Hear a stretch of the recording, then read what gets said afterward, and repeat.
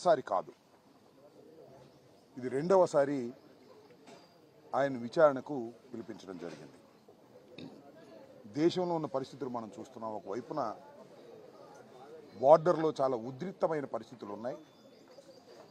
పాకిస్తాన్కి మనకి మధ్యన యుద్ధమే జరుగుతున్నటువంటి తరుణంలో మరి ఈ కక్ష సాధింపులకు మాత్రం అంతం లేని విధంగా ఏముంటుంది నాకు అర్థం కాలే.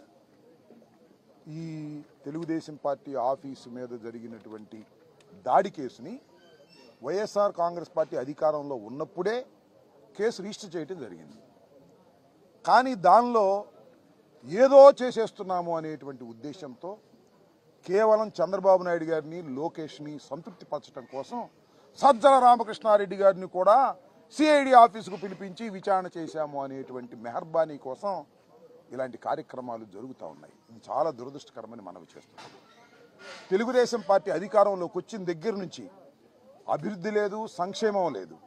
మాటల్లో మాత్రం కోటలు దాటేటటువంటి అభివృద్ధి, అమరావతి గురించి అభివృద్ధి, పోలవరం గురించి అభివృద్ధి మాటల్లో మాత్రమే కనిపిస్తున్నది. కక్ష సాధింపులు బహుశా భారతదేశానికి స్వాతంత్రం వచ్చిన తరువాత ఇంత పెద్ద ఎత్తున ఏ రాష్ట్రంలోనూ జరగనటువంటి అరెస్టులు, కేసులు పెట్టి నిర్బంధించేటటువంటి కార్యక్రమం చేస్తున్నారు. నిన్న చాలా ఆశ్చర్యకరమైన అంశం ఏంటంటే, ధనుంజయ రెడ్డి గారని సాక్షి ఎడిటర్ ఉన్నారు, ఆయన కేఎన్ఆర్ మా పార్టీలో జగన్మోహన్ రెడ్డి గారికి సన్నిహితంగా ఉండే సెక్రటరీ, మనోహర్ అనేటువంటి మా దగ్గర పనిచేసేటటువంటి జగన్మోహన్ రెడ్డి గారి ఆఫీసులో పనిచేసినటువంటి వ్యక్తి, వీళ్ళింటికి వెళ్ళి సోదాలు చేశారు. దేనికో తెలుసా? ధనుంజయ రెడ్డి గారు, కృష్ణమోహన్ రెడ్డి గారు అక్కడ దాక్కున్నారేమోనని. ఏంటి నాకు అర్థం కాల, పిచ్చెక్కిందే పోలీసులకు. నాకు ఏదో ఒక విధంగా అల్లరి చెయ్యాలి, ఏదో ఒక విధంగా అపాస్పాలు చెయ్యాలనేటువంటి కుట్రలో భాగంగా పోలీసులను ఆడిస్తున్నారు, పోలీసులు ఆడుతున్నారు. చిన్నపిల్లల ఆటలాగా ఆడుతున్నారు పోలీసులు. మాట్లాడితే ఎంక్వైరీకి పిలవటం, కేసులో ఎవరన్నా అరెస్ట్ చేయగానే అరెస్టుకు బెయిల్ రాకుండా ఉండేందుకు పోలీస్ కస్టడీకి పిటిషన్ పెట్టడం, ఆ పోలీస్ కస్టడీ కోసం 2 రోజులు 3 రోజులు తీసుకోవటం, ఏమీ లేకుండా పిచ్చి ప్రశ్న అడగటం, పంపించడం, ఇదంతా ప్లేయింగ్. ఒక రకమైన వికృతమైన ఆట లోకేష్ గారి నాయకత్వంలో జరుగుతుందనేది అందరికీ తెలిసినటువంటి సత్యం. ఇవాళ నిజంగానే మాకు ఇంత బాధలు కూడా, ఇంతమందిని అరెస్ట్ చేస్తున్నా కూడా మాకు ఒక రకమైనటువంటి ధైర్యం వస్తుంది. సమీకరిస్తున్నారు మమ్మల్ని పోలీసు యంత్రాంగము, చంద్రబాబు నాయుడు గారు, లోకేష్ గారు, మా పార్టీలో ఉన్నటువంటి వ్యక్తులందరినీ సమీకరించేటటువంటి నిద్రపోయే వాళ్ళని కూడా లెగ్గొడుతున్నారు. ఇవాళ గుంటూరుకి మా సజ్జల రామకృష్ణారెడ్డి గారు వస్తుంటే వేలాది మంది తరలి రావాల్సిన పరిస్థితి ఏర్పడింది.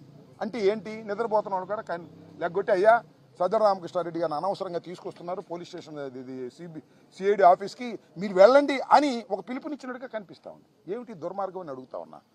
చాలా దుర్మార్గమైనటువంటి కార్యక్రమాలకు ఇవాళ తెలుగుదేశం ప్రభుత్వం లోకేష్ గారి నాయకత్వంలో కక్షపూరితంగా వ్యవహరిస్తుంది. ఎన్ని కేసులండి? 1, 2, 3 కనపడిన వాడి ప్రతి మీద, వైఎస్ఆర్ కాంగ్రెస్ పార్టీలో యాక్టివ్గా ఉన్నటువంటి ప్రతి నాయకుడి మీద ఏదో కేసులో పెట్టేటువంటి కార్యక్రమం.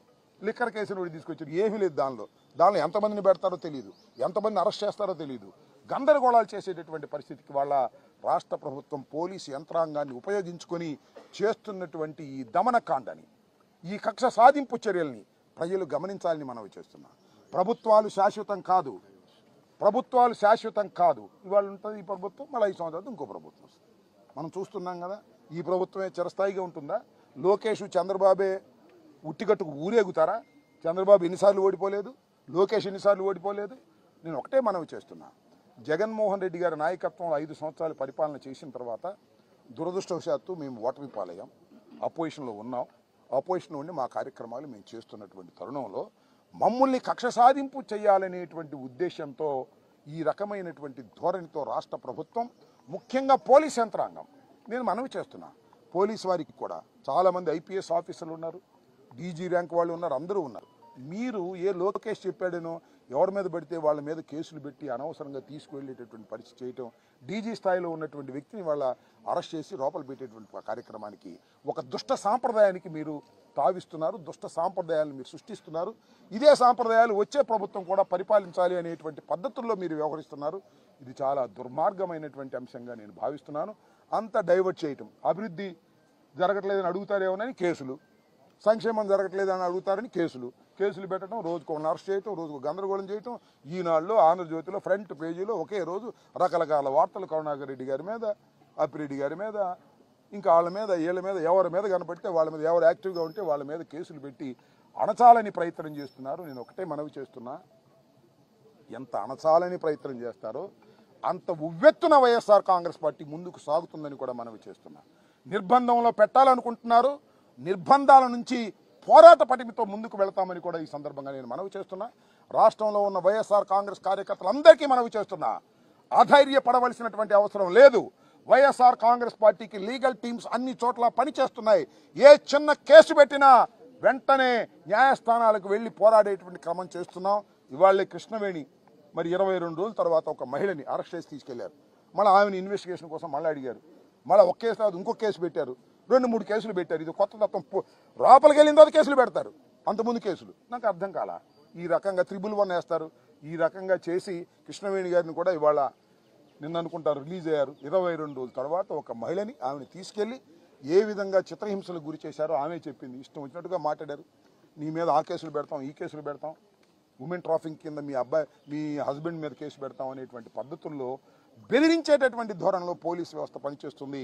పోలీసు వారికి నేను మనవి చేస్తున్నా, మీరు చట్ట ప్రకారం వ్యవహరించండి తప్ప ఏ లోకేష్ చెప్పాడనో, ఏ చంద్రబాబు చెప్పాడనో మీరు వ్యవహరిస్తే మీరే ఇబ్బంది పడతారు. అది గుర్తుపెట్టుకోండి. రాబోయే కాలంలో ప్రభుత్వాలు శాశ్వతం కాదు. ఈ ప్రభుత్వం ఉంటుందని మాత్రం అనుకోకండి. మళ్ళా మంచి రోజులు వస్తాయి వైఎస్ఆర్ కాంగ్రెస్ పార్టీకి. అప్పుడు మేము కూడా ఇదే పద్ధతిలో వ్యవహరించాలనే ధోరణితో మీరు వ్యవహరిస్తున్నారు. చట్ట ప్రకారం వ్యవహరించండి, చట్ట ప్రకారం ముందుకు వెళ్లాల్సిందిగా నేను ఈ సందర్భంగా కోరుతున్నాను. ఇవాళ సజ్జల రామకృష్ణారెడ్డి గారిని రెండవసారి పిలవటం అనేది ఒక స్ట్రాటజీ. అంటే సజ్జల రామకృష్ణారెడ్డి గారిని కూడా మేము పిలిచామని ఊరికి నేను చెప్పుకునేది పిలుస్తున్నారు. పిలిస్తే ఏమైందయ్యా, వస్తాం, విచారణ చేస్తాం, మా న్యాయవాదులు టీం అంతా వచ్చారు, ఇంకా ధైర్యంతో ముందుకు వెళ్తాం.